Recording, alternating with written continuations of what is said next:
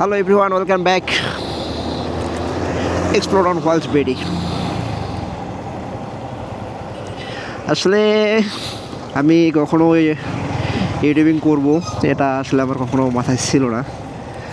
আর আপাতত আমি যে ভিডিওগুলো আপলোড করতেছি সেগুলো একবারেই নতুন। এর আগে আমি কখনো এইভাবে কোনো ভিডিও করিনি, চেষ্টা করতেছি শখের বয়সে।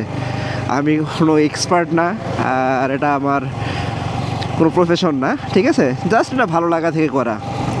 অবশ্যই সকলে আমার ভিডিওগুলো ক্ষমা সুন্দর দৃষ্টিতে দেখবেন। এখানে আমার কথার মধ্যে হয়তো অনেক ভুল থাকতে পারে, ভুল ভ্রান্তি হবেই, ঠিক আছে? অবশ্যই বিষয়গুলো ক্ষমা সুন্দর দৃষ্টিতে দেখবেন। তো আমরা এখন যে রাস্তাতে আছি সেটা হচ্ছে গিয়ে নীলফামারী টু সৈয়দপুর রোড। আসলে রোডটার কথা বলতে গেলে বলতে হয় অনেক সুন্দর একটা রোড। যদি আমরা এক কথা বলি, অনেক সুন্দর একটা রোড, কিন্তু বিশেষ করে সন্ধ্যার সময় রাস্তাতে রাইড করা একটু আমাদের জন্য ডিফিকাল্ট আমি মনে করি ব্যক্তিগতভাবে। কারণটা কি, আমাদের এখানে উত্তর ইপিজেড আছে, এটা অনেকে আপনারা জানেন।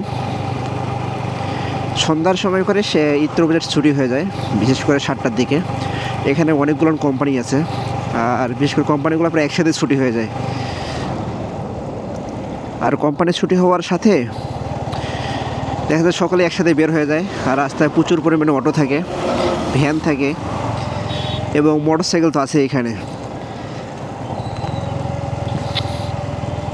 আসলে যারা এখানে মোটরসাইকেলে রাইড করে বা যারা মোটরসাইকেলে যাতায়াত করে, এদের মধ্যে অনেকেই আছে যারা কোনো নিয়ম মানে না।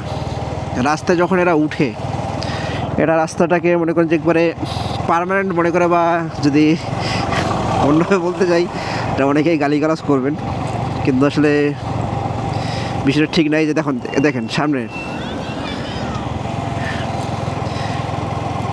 ঠিক আছে, এর একটা দেখেন বাম দিক থেকে ডান দিকে রাস্তায় উঠতেছে গাড়িটা, ও তো দেখবে সামনে পিছনে গাড়িগুলো নাকি একটা ডিস্টেন্স মানেই তো ঢুকবে, সেটা দেখার সময় নেই।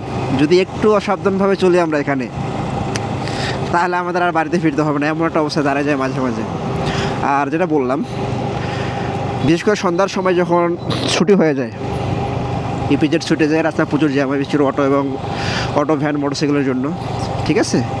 আর এই সময়টা একটু রাইড করা ডিফিকাল্ট, কারণ অপোজিট থেকে যে মোটরসাইকেলগুলো আসে এরা কোনো নিয়ম মানতে চায় না। এরা চিন্তা করে যে আমি বাড়িতে পৌঁছাতে পারলেই আমি এনাফ। আর এমনটা হবেই না, কারণ সেই সকাল 6টার দিকে আসে, আবার বেরো সন্ধ্যা 7টার দিকে, 12টা ঘন্টা একটা জায়গায় থাকা, ঠিক আছে না?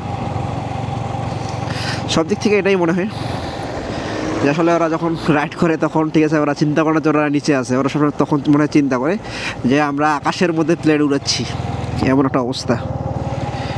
তো যাই হোক, সমালোচনা করতে যাচ্ছি না, সবার প্রতি এতটুকুই অনুরোধ থাকবে যে ভাই, আপনারা যখন রাইড করবেন, ঠিক আছে, নিজের সেফটি তো অবশ্যই নিতে হবে, এবং এর পাশাপাশি আমাদের সামনে পিছনে যে গাড়িগুলো আছে সব কিছু দেখেই আমাদেরকে রাইড করতে হবে, ঠিক আছে?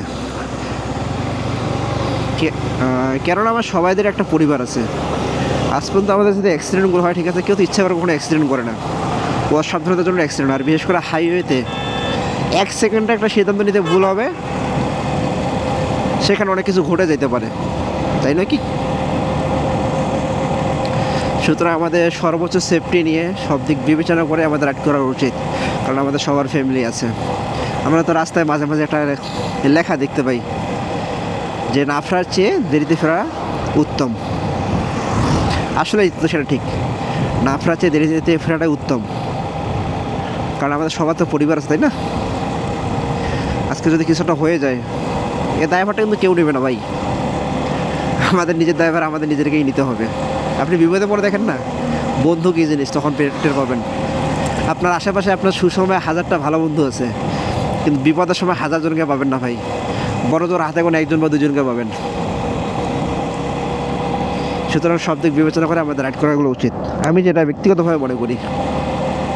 তো যাই হোক, আমি টোটালি নতুন, আবারও বলতেছি, এর আগে কখনো এই ব্লগিং ভিডিও করিনি বা এইভাবে কথা বলার অভ্যাস নাই।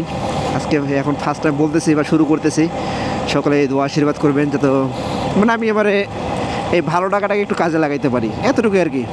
এটা আমার প্রফেশন না, এটা আমার প্যাশন। আমি আমার ভালো লাগা থেকে কাজটা করতে যাচ্ছি।